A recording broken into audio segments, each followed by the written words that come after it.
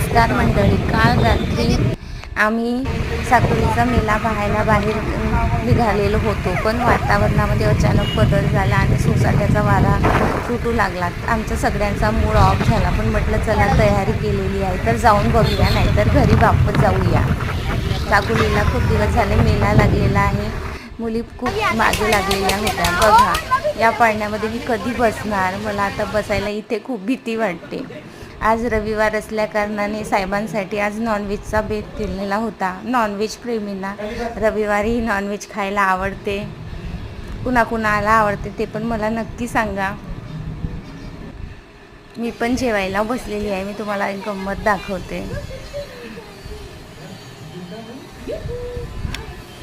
बघा, मी तुम्हाला नॉनव्हेज दाखवलं आणि तुम्हाला वाटत असेल की ही साधं वरण का बरं खात आहे.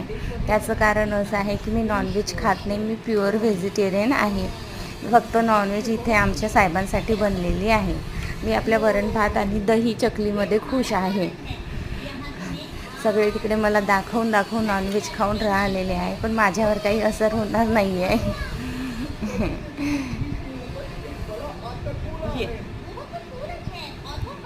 आणि माझ्या या व्लॉगला खूप काही व्ह्यूज मिळालेले आहेत.